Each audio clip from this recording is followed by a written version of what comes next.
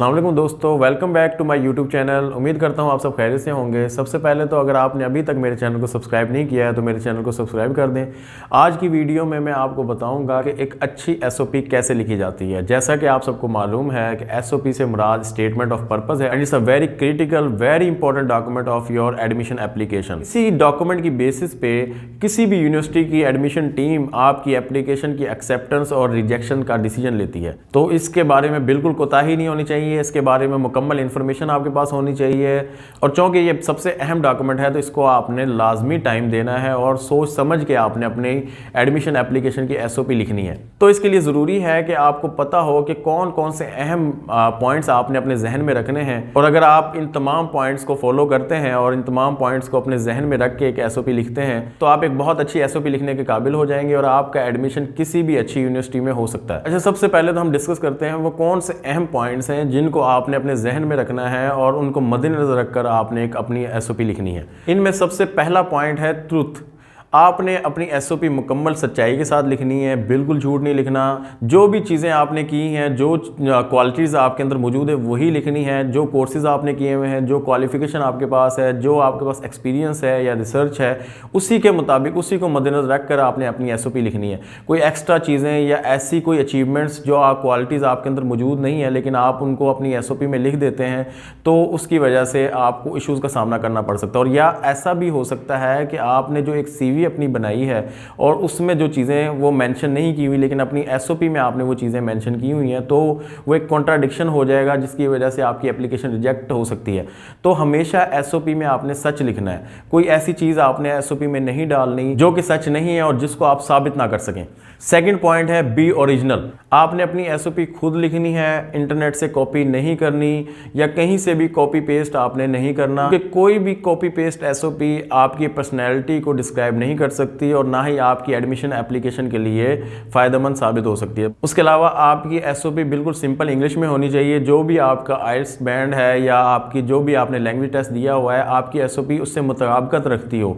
ऐसा ना हो कि आपकी एसओपी में तो बहुत मुश्किल इंग्लिश लिखी हो लेकिन आपका आइल्स बैंड या आपकी लैंग्वेज प्रोफिशिएंसी उससे मुताबिकत ना रखती हो तो इसकी बेस पे भी आपकी एप्लीकेशन रिजेक्ट हो सकती है। तो कॉपी कहीं से नहीं करना, आप फॉर्मेट देख सकते हैं, आप ये चीज़ें चेक कर सकते हैं कि आपने अपनी एसओपी में क्या क्या कुछ लिखना है लेकिन आपने कॉपी पेस्ट नहीं करना। तीसरा अहम पॉइंट जो मैं आपको बताने लगा हूं वो बहुत ज़्यादा इंपॉर्टेंट है कि आपने कभी भी एसओपी के लिए कंसल्टेंट से मदद नहीं लेनी या कंसल्टेंट से अपनी एसओपी नहीं लिखवानी, क्योंकि ज़्यादातर कंसल्टेंट के पास सेम एसओपी सैंपल होते हैं और वो तमाम स्टूडेंट की एसओपी उसी सैंपल के मुताबिक आगे भेज देते हैं जिसमें रटे रटाए या सेम वही जुमले वही सेंटेंस बार बार में इस्तेमाल हो रहे होते हैं हर स्टूडेंट्स के लिए।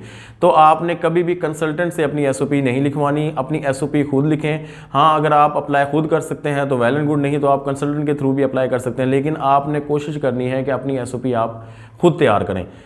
चौथी अहम बात जो आपकी एसओपी में होनी चाहिए वो है आपकी एसओपी बिल्कुल सिंपल और क्लियर हो, जिससे आप जो बात करना चाह रहे हैं या जो अपने बारे में बताना चाह रहे हैं, आपका एजुकेशनल बैकग्राउंड या आपकी पर्सनल डिटेल या कोर्स के बारे में जो भी इंफॉर्मेशन है वो बिल्कुल वाज़ेह हो, सिंपल तरीके से एक्सप्लेन किया गया हो। बहुत ज़्यादा चीज़ों को कॉम्प्लिकेटेड नहीं करना, एक प्रॉपर स्ट्रक्चर में रखना है, एक फ्लो होना चाहिए ये कि आपकी ने जो भी चीज़ें बयान की हैं वो ईजिली अंडरस्टैंडेबल हैं।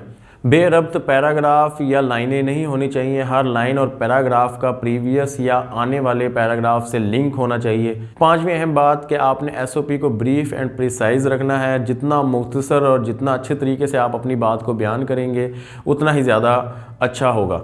बहुत ज़्यादा अल्फाज का इस्तेमाल नहीं करना या बहुत सारी चीज़ों का आपने उसमें जिक्र नहीं करना कि आप अपने बचपन के बारे में बताने लग जाएं या कोई ऐसी चीज़ें जो कि एसओपी की रिक्वायरमेंट नहीं है। सिर्फ वही बातें आपने बतानी हैं जो रिक्वायर्ड हैं और जो आपके एडमिशन के लिए हेल्पफुल हैं। और वो अब मैं जब प्रोसीजर बताऊँगा एसओपी का तो वो तमाम चीज़ें मैं आपको बताऊँगा कि कौन कौन सी चीज़ें आपने डिस्कस करनी है।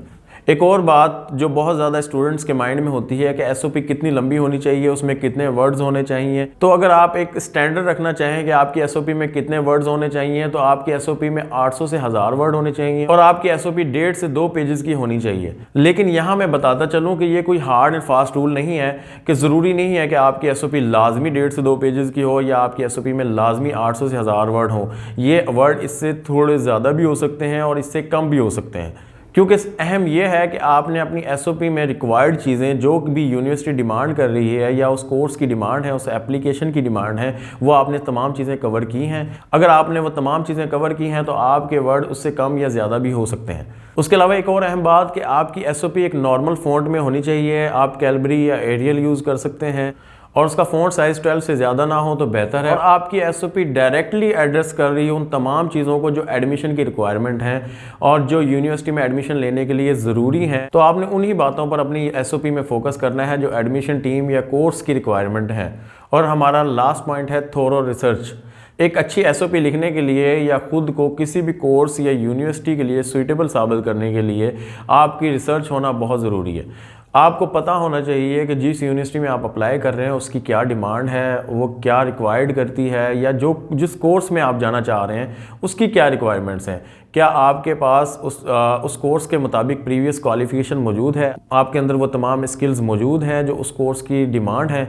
और अगर वो स्किल्स मौजूद हैं तो उनको किस तरीके से बयान करें, और अगर वो स्किल्स मौजूद नहीं है तो आप अपनी एसओपी को आप उसको किस तरीके से मोल्ड कर सकते हैं और ख़ुद को उस कोर्स के लिए सूटेबल साबित कर सकते हैं। क्योंकि बहुत दफ़ा ऐसा भी होता है कि आप एक न्यू कोर्स ज्वाइन करना चाह रहे हैं जिसके मुताबिक आपके पास प्रीवियस क्वालिफिकेशन नहीं है, तो आप अपनी एसओपी में वो चीज़ें, वो एक्सपीरियंस या वो नॉलेज या वो मोटिवेशन आप लिख सकते हैं कि क्यों आप उस कोर्स को ज्वाइन करना चाहते हैं और उस कोर्स से आपको क्या बेनिफिट होगा और आप कैसे सूटेबल हैं उस कोर्स के लिए। और यूनिवर्सिटी क्यों आपको बाकी स्टूडेंट्स पे तरजीह दे, क्योंकि यूनिवर्सिटी के पास और भी स्टूडेंट्स की एप्लीकेशंस हैं जिनको वो एडमिशन दे सकती है, तो वो आप ही को एडमिशन क्यों दे।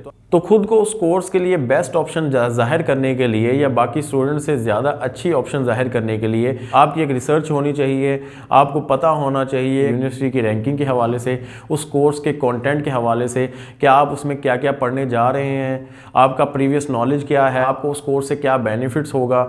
और हमेशा इस चीज़ के बारे में लाजमी जानें कि जिस यूनिवर्सिटी में आप अप्लाई कर रहे हैं वहाँ की एडमिशन टीम स्टूडेंट से क्या रिक्वायर्ड करती है और किस बेसिस पे, किन बुनियादों पे और किन चीज़ों को मद्देनज़र रख कर वो ज़्यादातर स्टूडेंट्स को एडमिशन देते हैं। ये चीज़ें अगर आपके माइंड में होंगी तो आप एक अच्छी एसओपी लिख सकेंगे और अपने आप को उस कोर्स के लिए मौजू उम्मीदवार साबित करने में कामयाब हो सकेंगे। तो ये तो थी वो तमाम चीज़ें जो एसओपी लिखने से पहले आपके जहन में होनी चाहिए, या इन तमाम चीज़ों के बारे में आपको पता होना चाहिए, जिसकी वजह से आपको काफ़ी मदद मिलेगी एक अच्छी एसओपी लिखने में। तो दोस्तों ये थी मेरी आज की वीडियो। उम्मीद करता हूँ आपको ये वीडियो पसंद आई होगी। अगर पसंद आई है तो वीडियो को लाजमी लाइक कर दें।